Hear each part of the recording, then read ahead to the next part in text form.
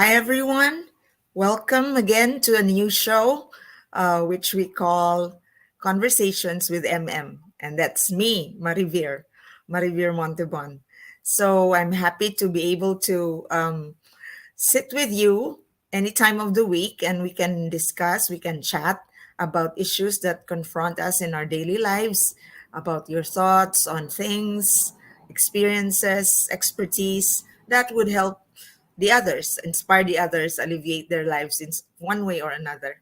So, this is brought to you by Awesome Online Magazine, which has reached 10 years of existence here in New York City and being a local journalism platform that covers Phil-Am communities, particularly in the East Coast and all over the US. It's been 10 years. So I'm so honored and happy that we have sustained this on the digital platform.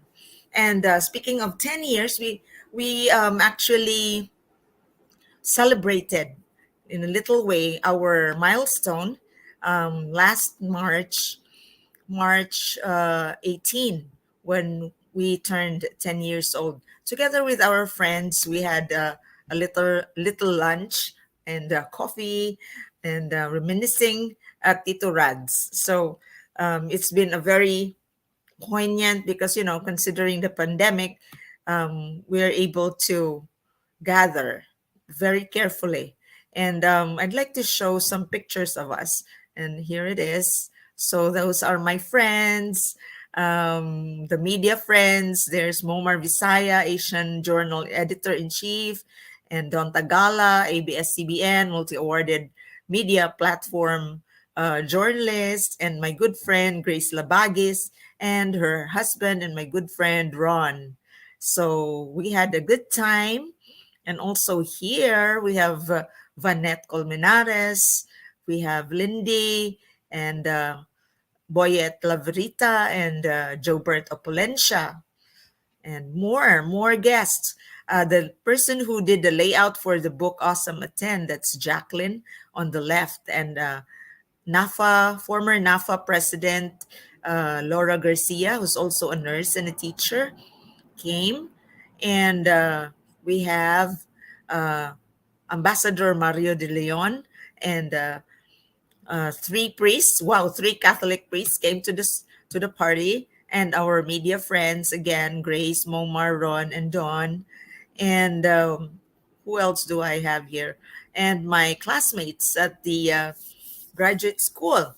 Um, there's Robert, there's Muriel, Vanette, and uh, I forgot his name. He will be mad at me. I forgot his name. Anyway, Awesome at 10 is a compilation of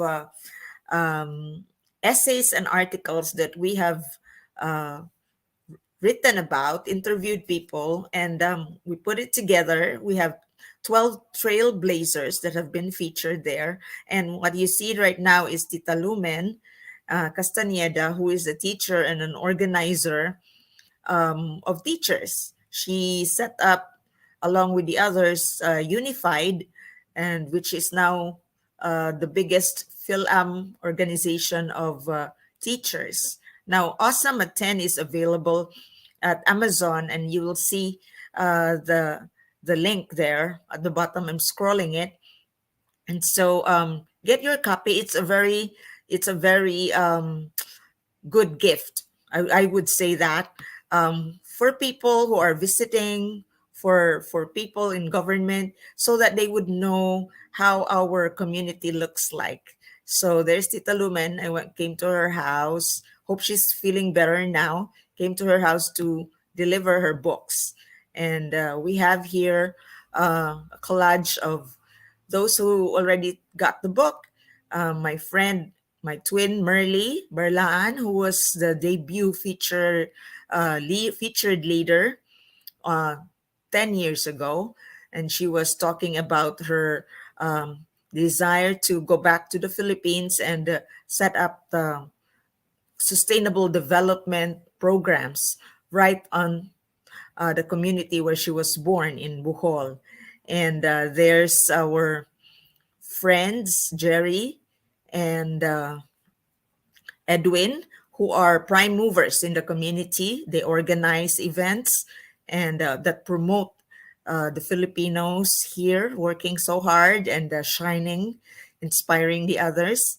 Also, we have the beautiful Vice Consul Tanya Ramiro, who is a very accessible person at the Philippine consulate in New York, and for help and whatever she can to do make things faster for our consular services, she does it. So thank you so much, Vice Consul Tanya, and of course my good friend, Attorney Licelle Cobrador, is also there in the book, and she wrote about um, her journey and setting up her immigration office, which was also a very challenging and inspiring experience. In the photo is her partner, legal partner, Mampi, and so there you go. So remember, kindly get your copy of Awesome at 10 from Amazon, or you can contact me for that. And it's also this book is especially sentimental to me because my daughter passed away. Liani Alnica Auxilio, the digital editor, has set up this magazine with me, and she passed away in 2019, and so this is also in her honor. So that's about it. And I would also like to congratulate our very talented Asian actors and crew. I'd like to congratulate Shannon Teo. She won the Outstanding Lead Performer in a Play in the uh, off Broadway The Chinese Lady. She was spectacular. And she won the Lucille Lortel Awards Outstanding Lead Performer in a Play. So, congratulations, Shannon. I admired how she acted, and she was also a very amazing. Um, the story was amazing. It was historical, and it resonates to us even now on how immigration has made America great, oftentimes at the expense of us. But then we have to assert that we need to claim our space here in the US as well. So congratulations, Shannon. And also our very own Filipino um, um, talent, Fabian Obispo, was nominated for Outstanding Sound Design. He wasn't able to grab the awards, but he was nominated. And Fabian is a very respected person as far as sound design is concerned. He makes music, and the sound on stage is just so amazing. So congratulations, Fabian, and keep up the great work. Okay, so that's the an off-Broadway scene that I was talking about. So now I would like to welcome our very distinguished guest and a really good friend of mine. She is an immigration lawyer. She is a hardworking, no nonsense woman. You better be scared of her, but she has a gentle heart. Please welcome immigration lawyer Licelle Cobrador. Hello. Hi, Hi. attorney. Thank you Hi, so Marivir. much. It's an honor to have you. This is our first episode of Conversations with Marivir, Conversations with MM. So thank you so much. So, how are you feeling these days, and what's keeping you busy? The honor is mine. Thank you so much for having me. Congratulations again for 10 years of awesome. Yes. Oh, my God. Thank you also for joining us on board on this. Thank you. Thank you. So, how is it as far as immigration lawyering is concerned these days?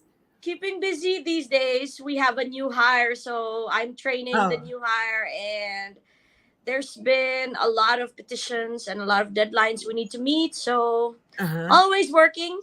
Oh my God. Yeah. Thank you so much for your time, for squeezing me into this, into your time. So, publicly, our public lives are like looming large these days in our hearts and in our imaginations of the future. So, we have to talk about that. That's why we it's also an important thing. So you know that elections just finished. Philippine elections just finished, and there is a president apparent and already, but right now it's still not it's still rolling. The situation has been quite very emotionally charged, and a lot of um, questions have cropped up. And Ah, so Monday, ladies and gentlemen, there was a rally at the Philippine consulate in questioning the results of the election. So let's take a look at this, attorney, and we could discuss afterwards.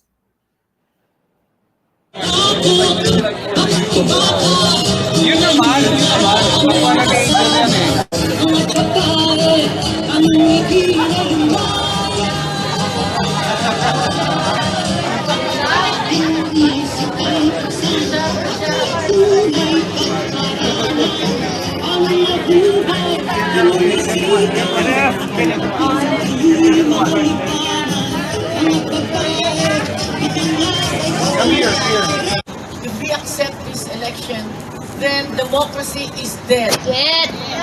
Anong nangyari? Anong nangyari?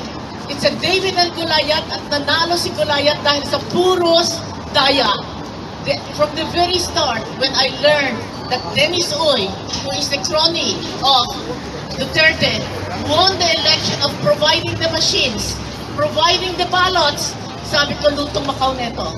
But still, I was still hoping, baka pwede pa.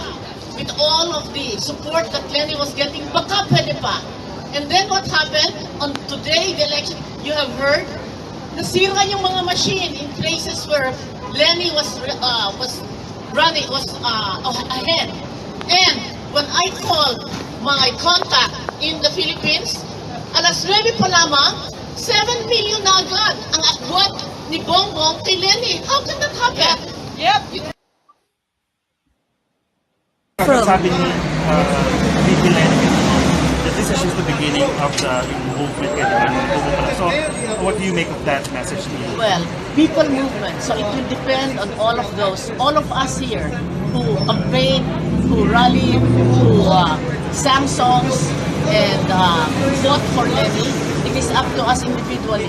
Are we going to spend time to fight this injustice, or will we go back to our home and just accept it?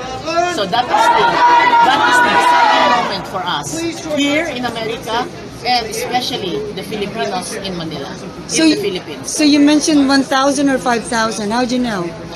People are telling me, I have people, because we have raised money, so I know who they are, and so they call me, okay? So they call me, they text me, and 5,000. Ang iba pa, 14,000. In fact, nagagalit yung kanyang kaibigan. Naku, sana doon din ako nagboto sa probinsya.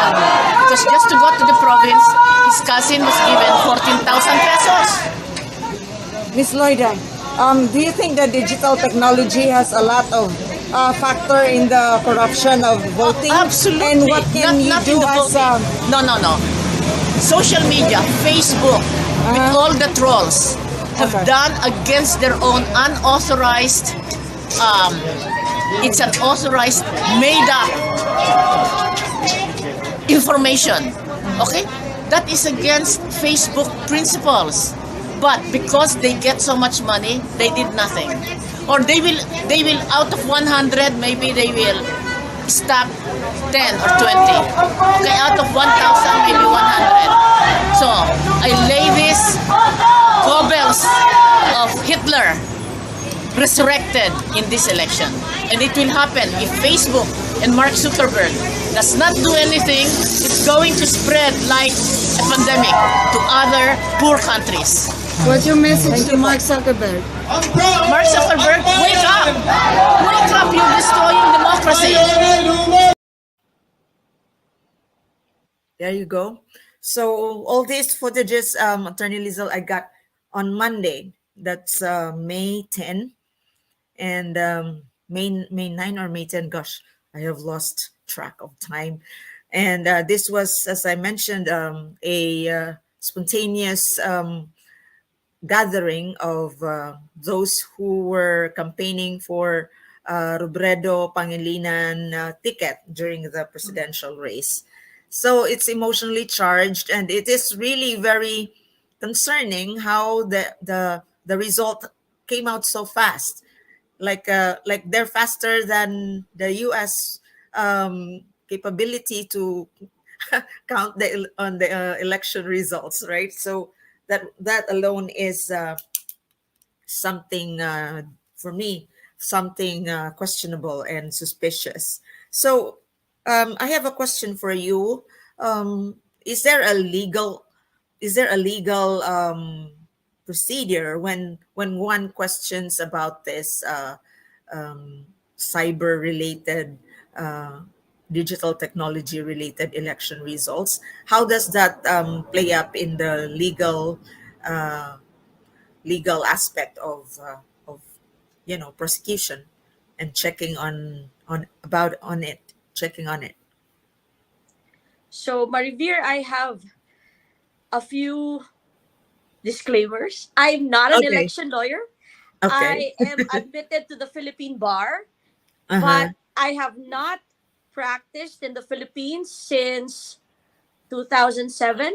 So it's been a long Hmm. time, but I keep abreast of current events, of course, and I am in touch with friends who are attorneys as well, Mm-hmm. and alumni from my law school, and other lawyers. No, I'm in touch with them, and I'm also familiar with one of the cases. The most popular cases is the case of Ferdinand Bongbong Marcos Jr.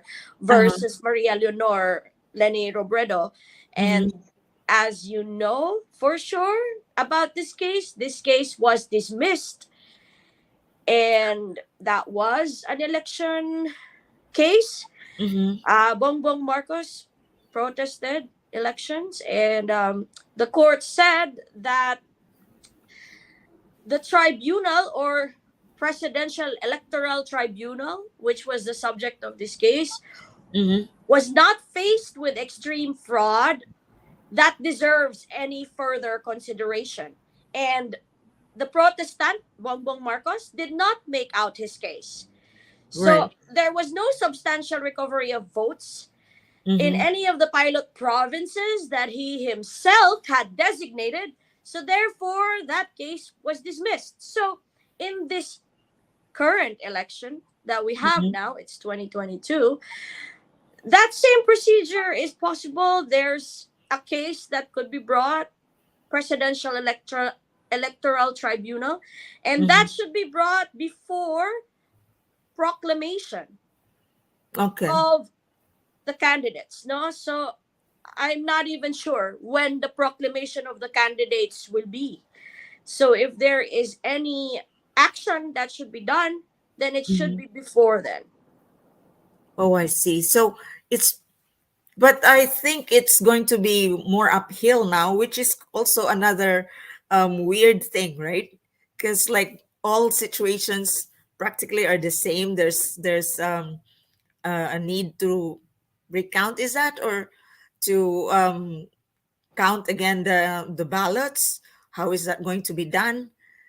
But right Uh, now, I don't know. It's there's some weirdness in the environment these days. What can there, you? I think there needs to be like a threshold, a standard.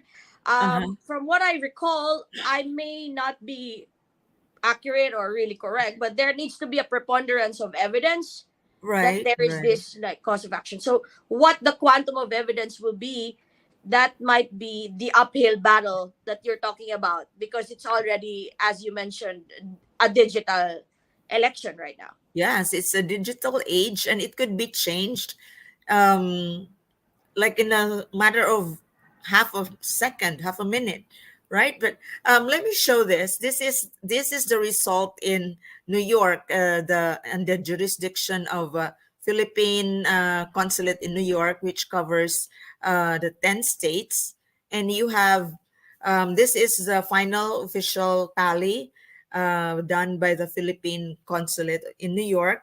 So Robredo is 7,750, Marcos has 5,796, and Dumagoso Isko Moreno has 967. So that has been counted. This was done in the middle, I mean, Monday, late Monday. And Pangilinan is 6,761. Duterte Sara has 6,110. And Ong Doc Willie is 1,084.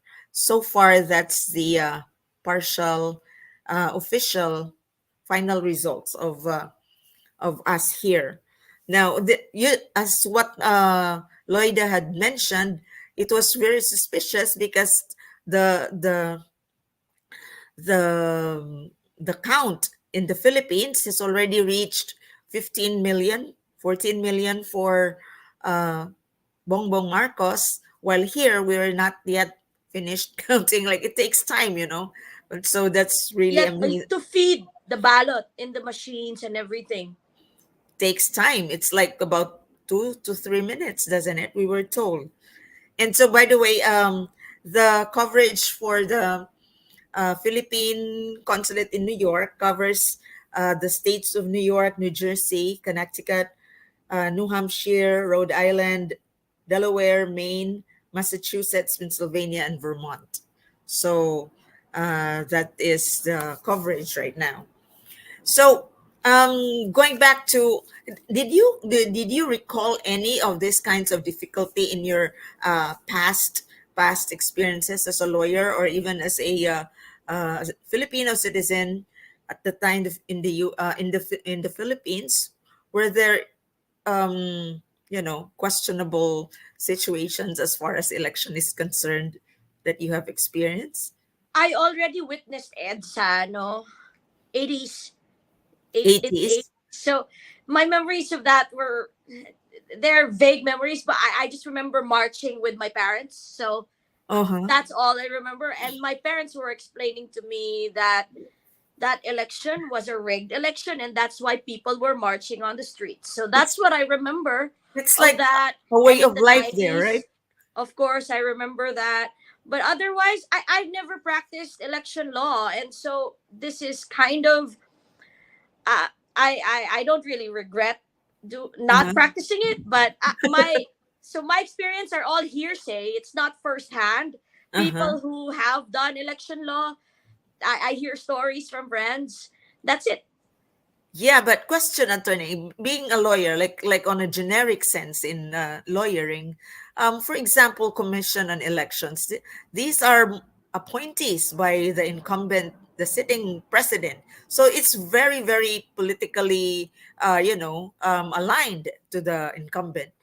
Now, the same right now, the commissioners have been all appointed by the president, and so how does a complaint prosper with that kind of system? What, or So for it's the useless. officials, no, Mm-hmm. they are impeachable officers. So if anybody had a question about their qualifications or their eligibility or anything like that, if they've Mm-hmm. had offenses that constitute an impeachable offense, then that is the process that they would need to undergo. It's impeachment. Um, So will the people file the case before the electoral tribunal or with the Supreme Court or where or Court of Appeals? Where is that? I'm sorry, I have no idea. sorry, I we are in the same boat. Okay, so but then that is a process that we can take I, a look at. I think by and large, Marivir, it's also time to examine Mm-hmm. why is the president this powerful. Yeah. I just, it's very like, to me, there's so much. This is kind of like, I know there's a check and balance system, but is Mm-hmm. that real? Yes, because Like you can.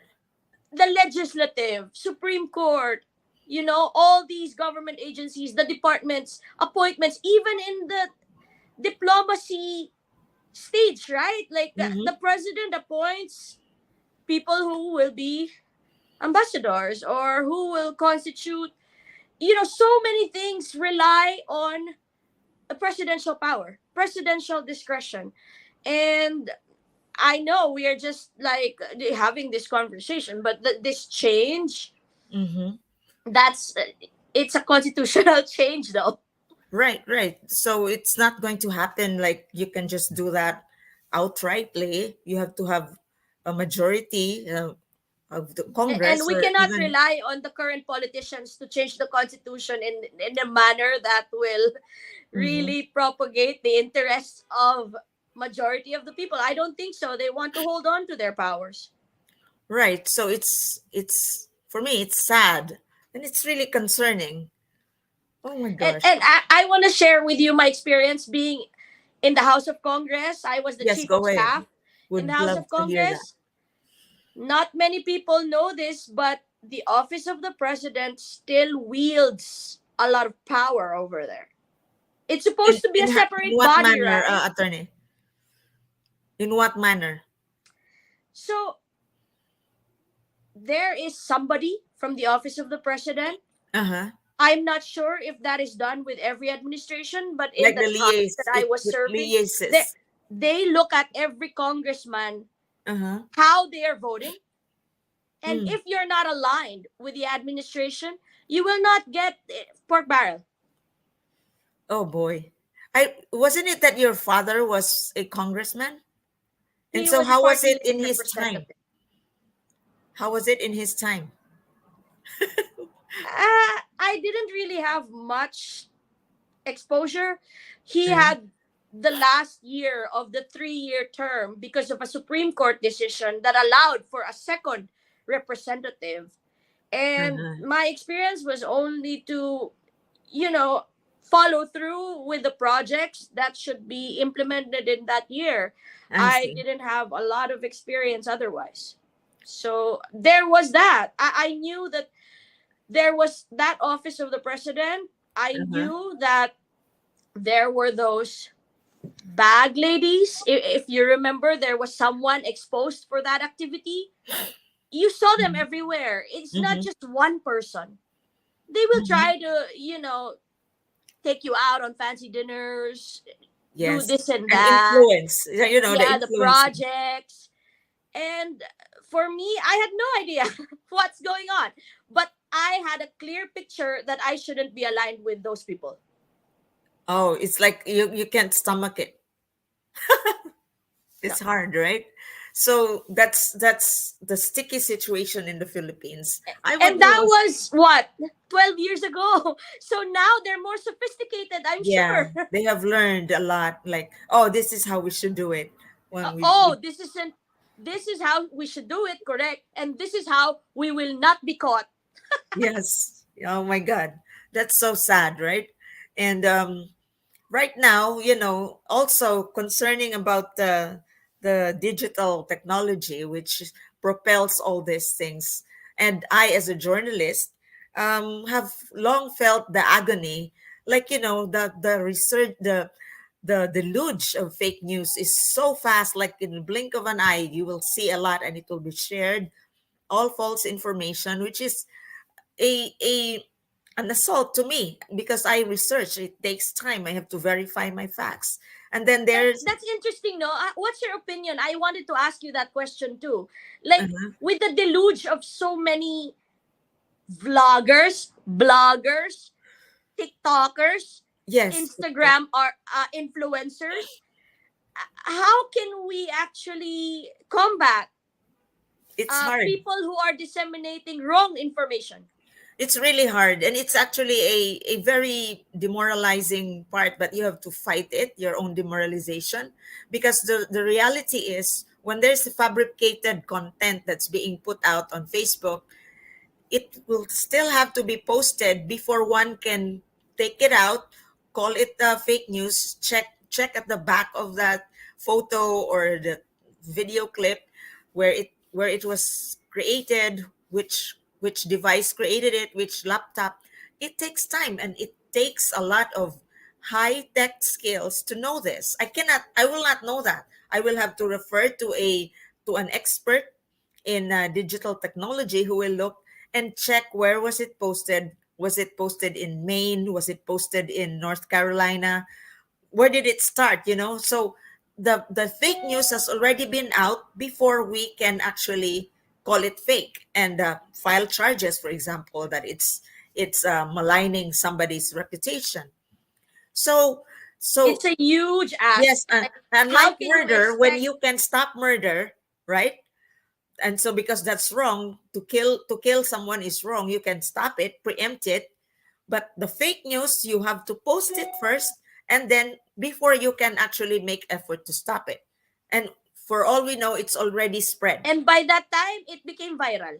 It's viral, and so people, when constantly pounded with that, will think that, oh, this is the truth, because constant exposure will give you an idea that this is the new thing, especially now the attitude of people, like what's trending, right? So that's the thing where we actually would like to believe that, oh, this is what people embrace, people love this, so that's trending, so it has market value. It could be it could be truthful, but people don't think that way, that it's truthful. What is in, what is preferred by the popular number of people, they will like it, they will love it too. So it's like living in a bubble, living in a nightmare, living in an illusion right now with technology. But then my lesson here is like, who holds technology will have to be responsible.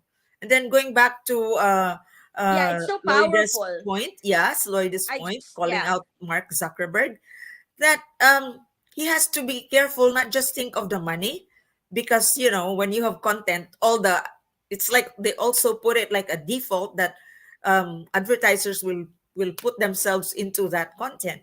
So it's all about the money. But what about the truth? And if we are not guided by the truth, how can we decide correctly?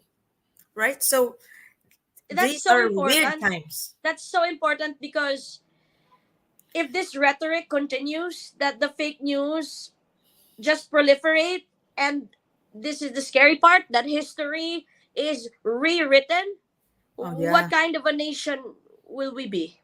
Right. Even you say it in the US, say it in the Philippines or anywhere.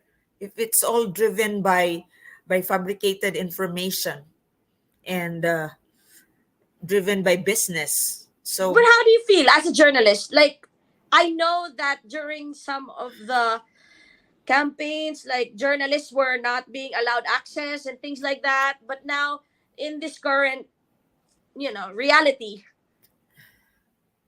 how do you feel? well, it's good in a way that because you can be accessed, and you can access people, like just like what we're doing. You're in your office, I'm in my house, and so we can talk. And so essentially what is important is the authenticity of our content, and the clarity of what we want to say and do, and no malice there, that we just want to deceive people. So content is key, and that is the for me, that's a good thing for a journalist, because like even during the pandemic, I've had so much to write and discuss, because everything's new, right? Including how we clean our houses, clean our shoes, clean Yeah. our grocery. That's a story. So that on that part, that's good. That's good. Technology has helped to reach out. But as again, we talked about a while ago, it it depends on who holds it and who exploits it. So that's the challenging part there. Now, if you let the powerful and those with vested economic and political interests hold technology, which is happening right now, that is problematic.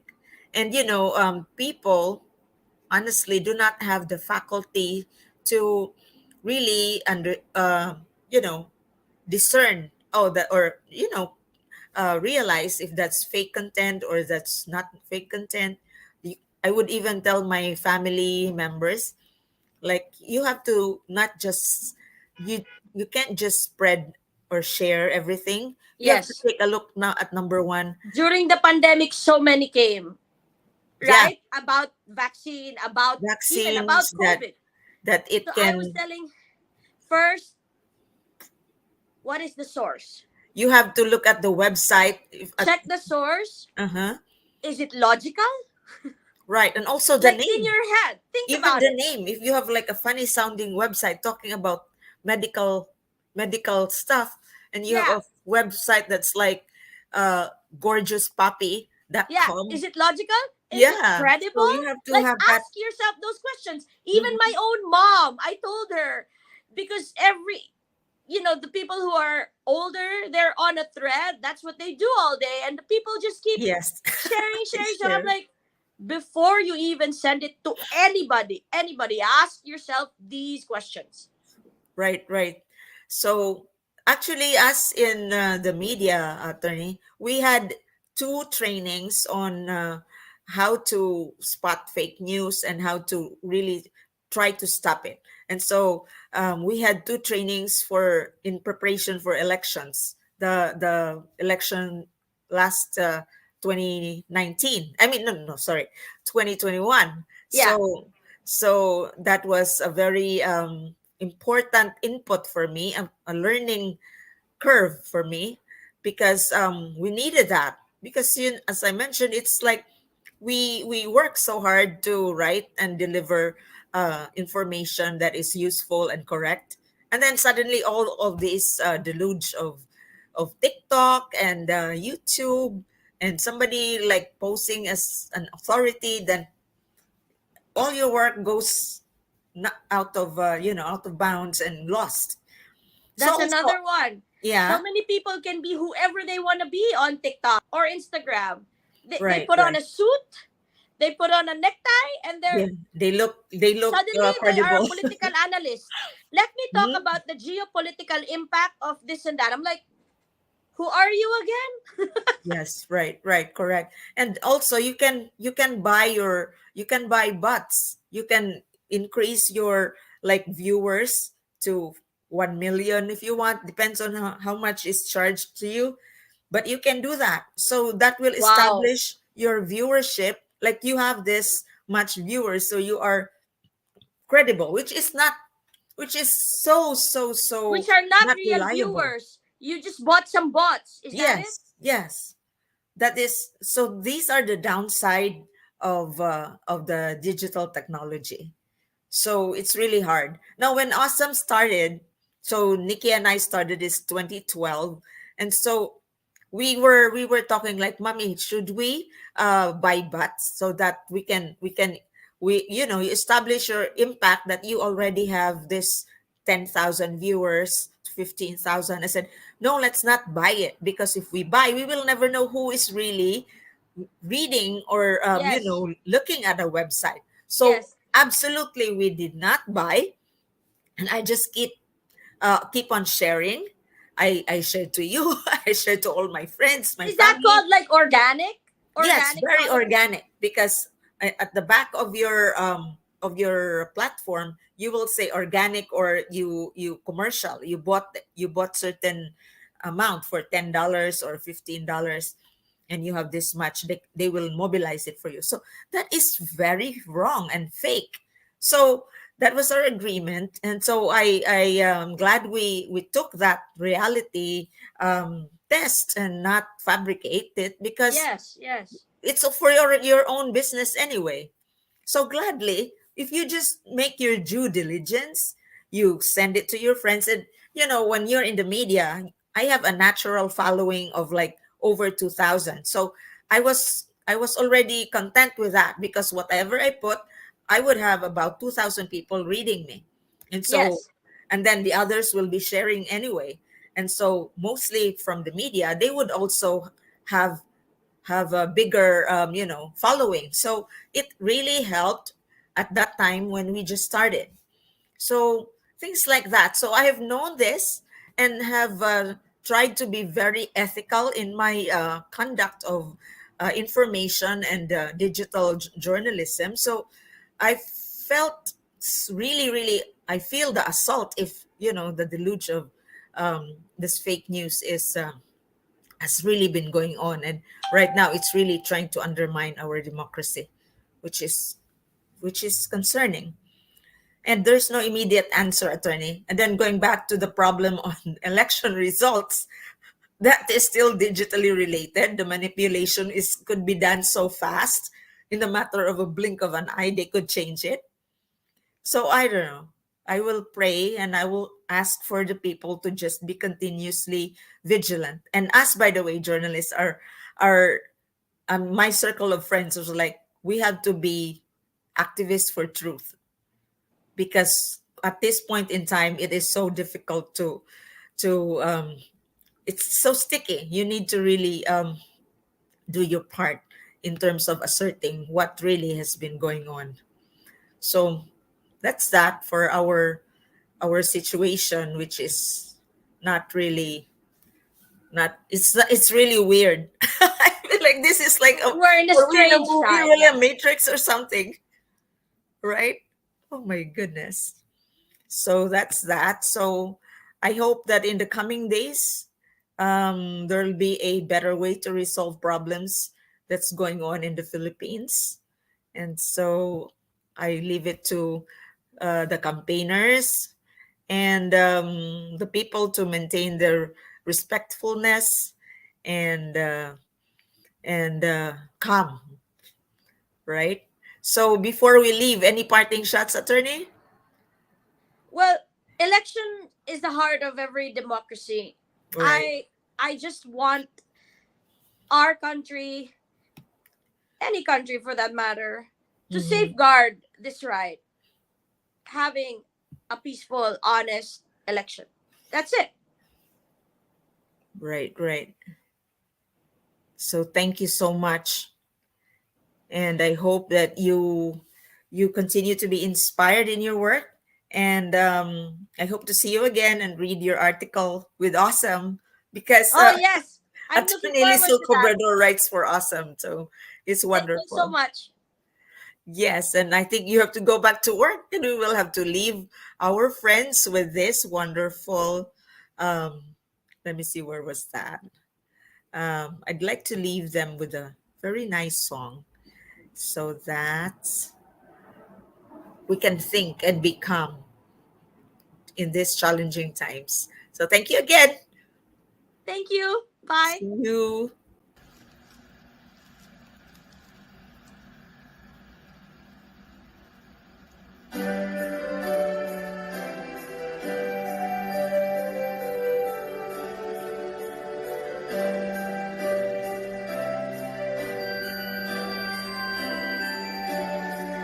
From a distance, the world looks blue and green, and the snow clouds